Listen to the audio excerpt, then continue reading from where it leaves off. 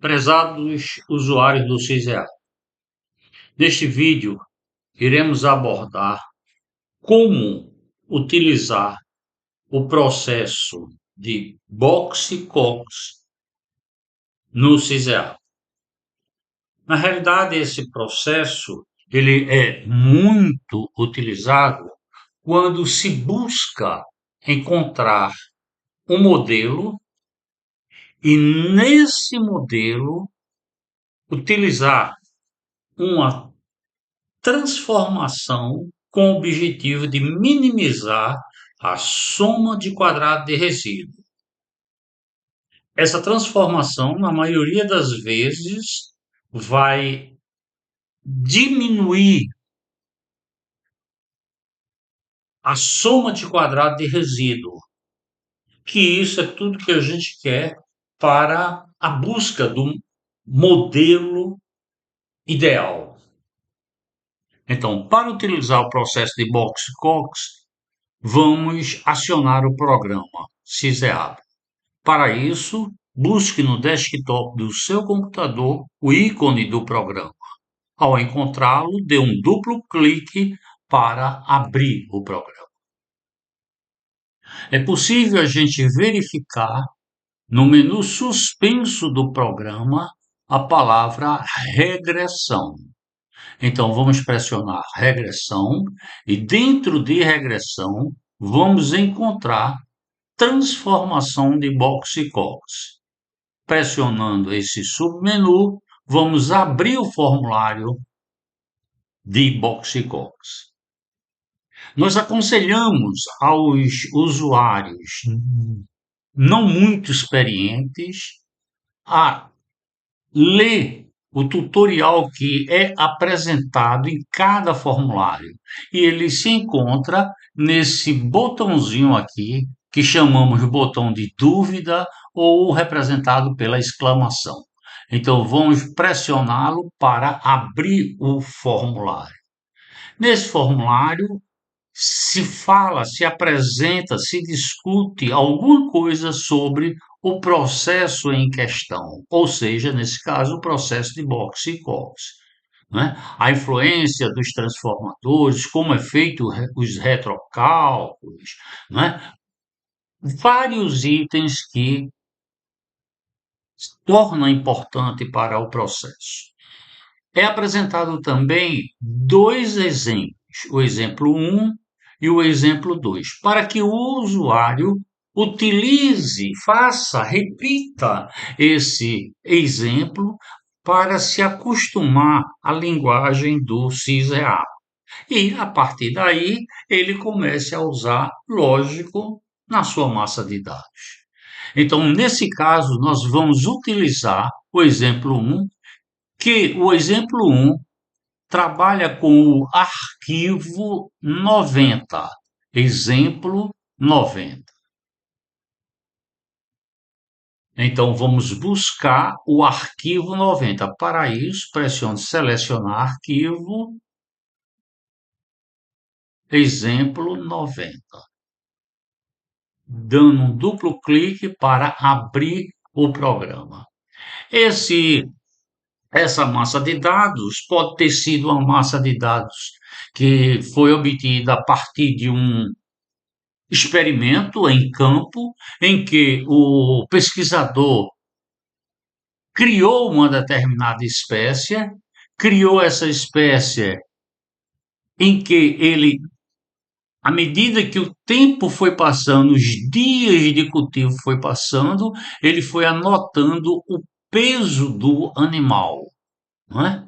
Então, nós temos aqui vários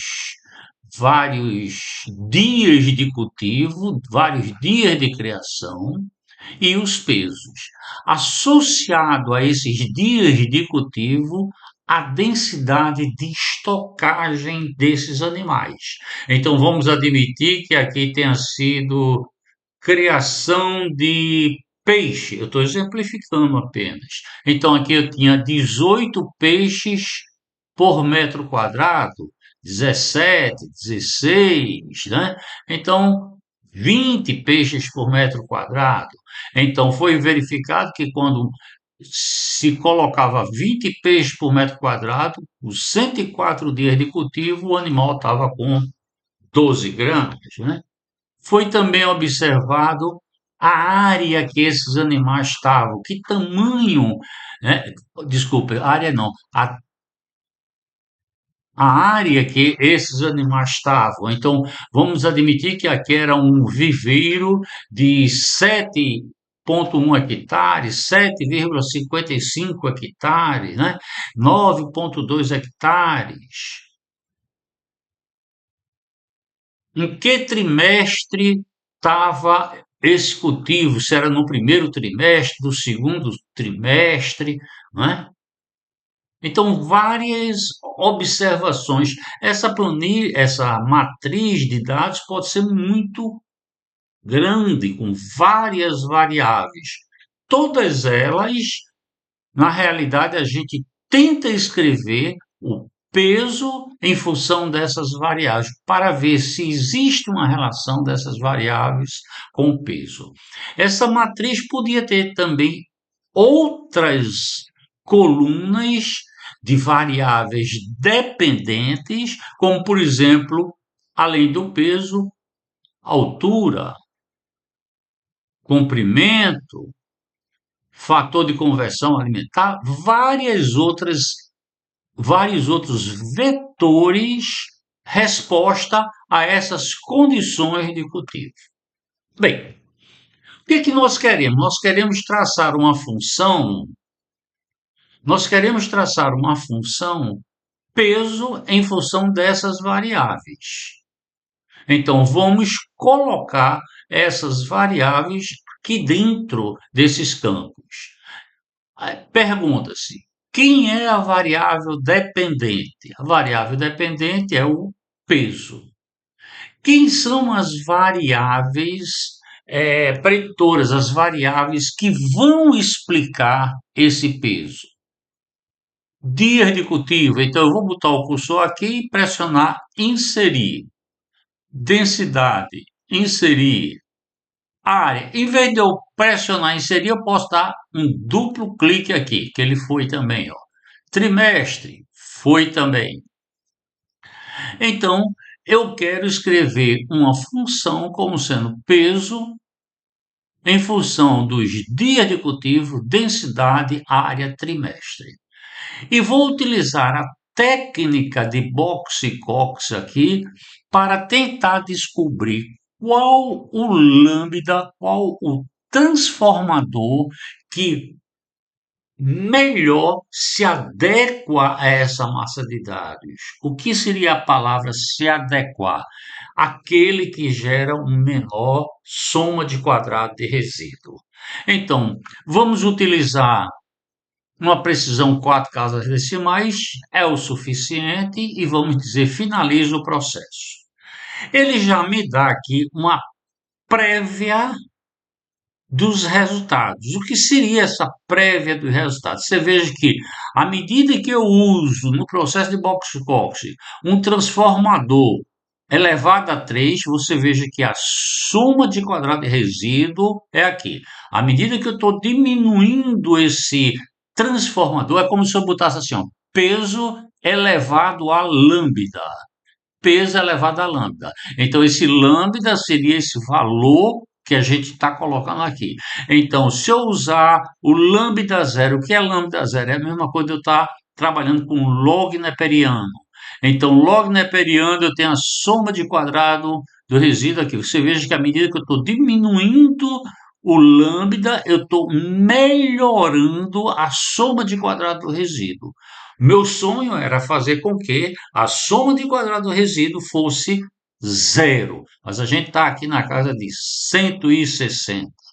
Bem, se eu quiser ter uma visão melhor daqui, de que número é que a gente tem, por aqui no olho a gente pode até estimar em menos 1,5, mas a gente pode vir aqui para a tabela e você veja que pela tabela eu não tenho um valor de 1,5. Então vamos pegar, iniciar aqui em zero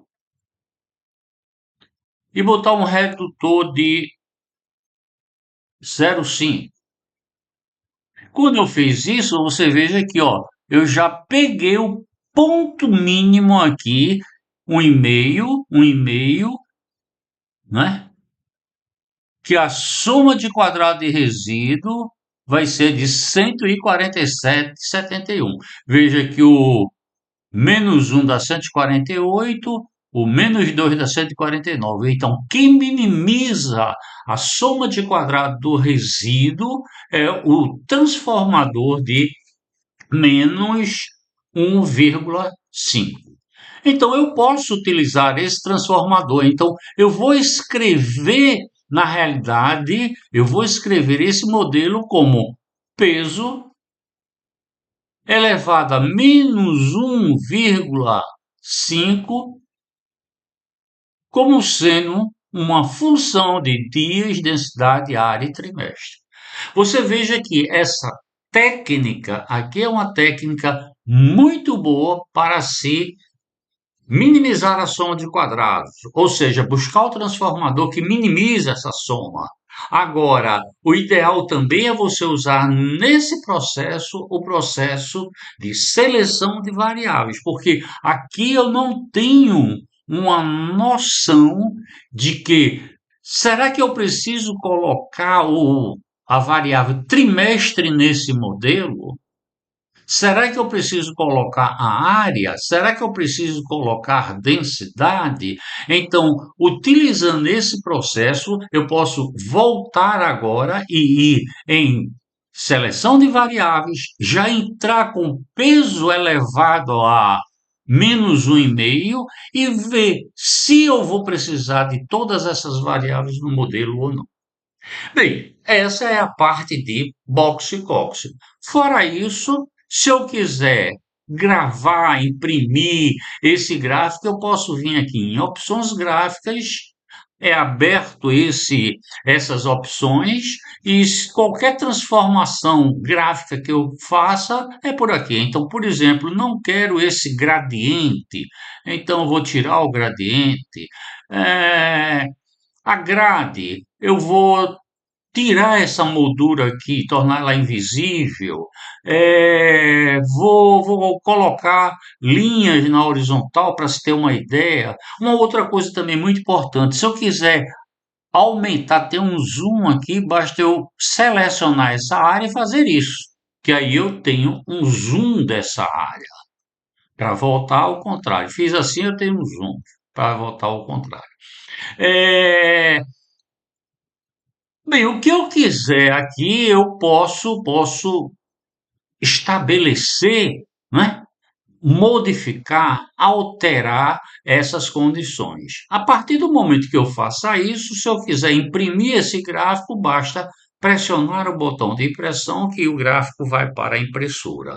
Se eu quiser gravar em formato BMP, JPG ou WMF, apertando aqui. Caso contrário, se eu apertar em memorizar, eu coloco na memória do computador esse gráfico e vou para o meu editor de texto e faço essa transferência. Vamos fazer. Memorize. Ele memorizou. Está dizendo que memorizou. Vá ao editor e pressione Ctrl V. Vou chamar o meu editor.